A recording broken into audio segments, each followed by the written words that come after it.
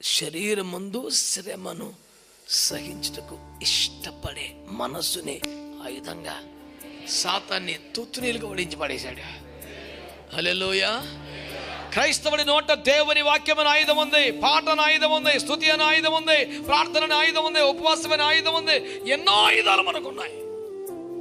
దీంట్లో తిరుగులేని ఆయుధం, అంతిమ ఆయుధం, ద అల్టిమేట్ వెపన్ క్రైస్తవుడికి ఏంటి తెలుసా?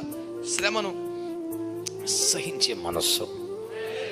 పోన్లేరా, ఎన్నో మేలులు పొందాం, శ్రమ పొందాం, ఏమైంది దేవుని కోసం అని ఎవడైనా ఫిక్స్ అయిపోతే, మహా గొప్ప ప్రసంగికుల్ని, సకల వరములతో వాడబడే వారిని కూడా సైతాన్ని ఏమైనా అటాక్ చేయగలడం, కానీ పోన్లే కొంతకాలం శ్రమ పడదాం, ఏం పోయింది అని ఫిక్స్ అయిపోయింది, ఏం చేయలేక ఇన్ని బాధలు పెడితేనైనా మా పార్టీలోకి వస్తాం అనుకుంటే అందులోనే ఉన్నామేట్రా అని బాధపడి బైబిల్ మిషన్ వ్యవస్థాపక అధ్యక్షులు దేవదాస్ దగ్గర ప్రార్థన చేస్తే తాజ్బాం పొర నెలకేసి కొట్టుకుని చచ్చిపోయినట్టు మెంట్లకి వెళ్ళిపోతాడు, ఎక్కింతాడు.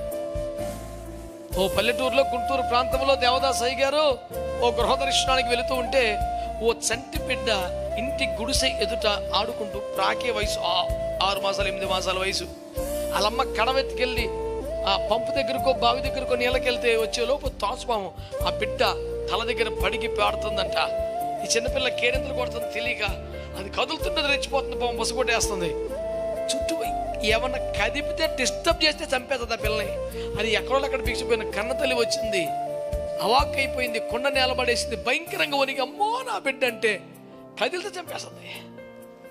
సరిగ్గా టైంకి దేవదాసయ్య గారు ఇక్కడికి వచ్చారంట. గొప్ప ప్రార్థనా పరుడు, మంచి దైవజనుడు. వచ్చి చూస్తే కర్ర వేసినా రాయి వేసినా ఏం వేసినా రిస్కే. ఏ సర్పమా, నీ తల నేలకేసి కొట్టుకొని చచ్చిపోవాలంట. యేసు నామములో ఆ మాట చెప్పగానే ఎవడో పట్టుకొని బాధినట్టు తలకాయ నేలకేసి కొట్టుకొని 3 సార్లు చచ్చిపోయిందని పాపం. అనేకులు ప్రభు నందు విశ్వసించారు ఆ కార్యాన్ని చేసి. మంచి పరిశుద్ధులు, ప్రార్థనా పరులు, గొప్ప గొప్ప సేవ చేసిన వాళ్ళండి.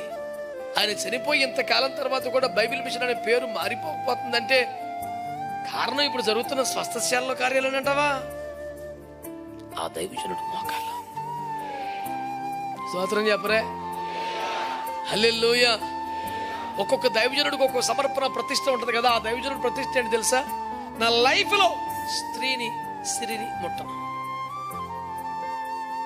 120 సంవత్సరాలు బతికాడు, అలాగే చచ్చిపోయాడు. డబ్బులు టచ్ చేయలేదు, అలాగే ఒక కరెన్సీ నోట్ నట్టు టచ్ చేయలేదంట. ఎవరు ఎంత పెద్ద కానుకిచ్చినా బాబు అక్కడ వేసేయండి, పరిచారకులతోనే దాన్ని వాడుకోండి. తన చేతితో అట్లా టచ్ చేయలేదంట ఒకసారి కూడా. సేవకు వచ్చాక ప్రార్థన పేరు మీద, పరిచర్య పేరు మీద స్క్రీన్ టచ్ చేయాల, సేవ అవసరాల పేరు మీద క్యాష్ టచ్ చేయాల. ఆ ఊరిని వచ్చేస్తే ఆశీర్వాదాలు. లలిత సేన గుండె అని చెప్తలేదా? ఊరనే రావని. దేవునికి స్తోత్రం కలుగునే కాక. భక్త్ సింగ్ గారు గొప్ప దైవజనుడు. ఆయన ప్రతిష్ట ఏంటి? ఇండియా మ్యాప్లో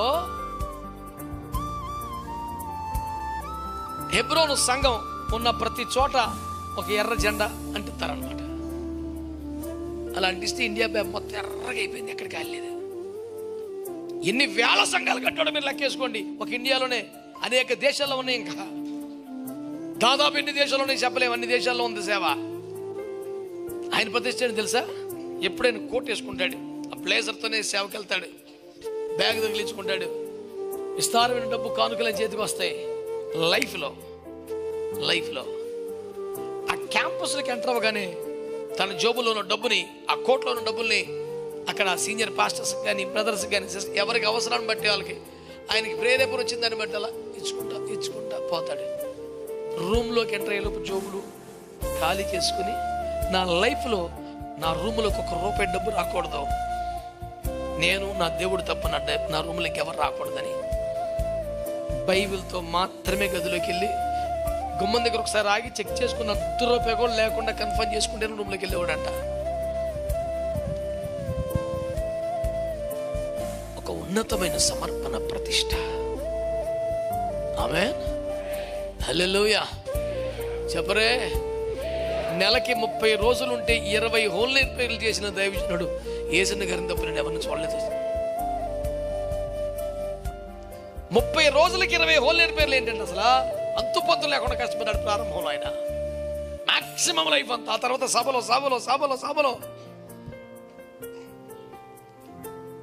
6 గంటలకు సభ స్టార్ట్ అయితే ఆయన 8 గంటలకు గ్రౌండ్లోకి వస్తే 9ంటికి ఎప్పుడో మైక్ పట్టుకుంటే 11కి ఎప్పుడో ముగిస్తే అప్పుడు మొదలెడితే ఉదయం 6 అవుద్ది ఒక్కొక్కరికి ప్రార్థనలు చేసేపాటికి. సభ లేని రాత్రి ఆయనకు ఉంటుందా? ఏ రాత్రి పడుకున్నాడు దైవజనుడు. సభల ప్రభంజనం స్టార్ట్ అయిన తర్వాత ఒక రాత్రి నిద్రపోకపోతే తేలబొట్టేసే మొఖాలు ఊరినొస్తుందండి ఆశీర్వాదం. నేను అనేది ఏంటంటే శరీరమందు శ్రమ పడటానికి ఇష్టపడే మనసే ఒక ఆయుధం, తిరుగులేని ఆయుధం. చెత్తకొట్టి పెడతారు చేతులు. దాంతో చిన్న కష్టం చిన్న బాధ రాగానే ప్రభా మరొక శ్రమ, ఈ శ్రమ ద్వారా మరి ఏం నేర్పించాలనుకున్నామో తొందరగా తెమిలి చెత్తే ప్రభా నేను పడలేకపోతున్నాను ఈ బాధ. చిచ్చి, శ్రమ పడ్డకు ఇష్టపడే మనసే ఒక ఆయుధం.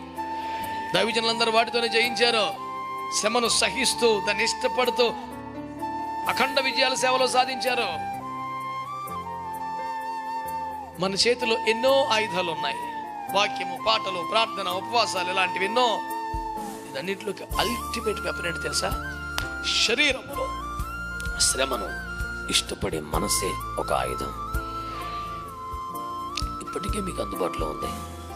ఆయుధాన్ని ధరించండి, యుద్ధాలు చేయండి, విజయాలు పొందండి. దేవుడు మనం దీవించునుగాక.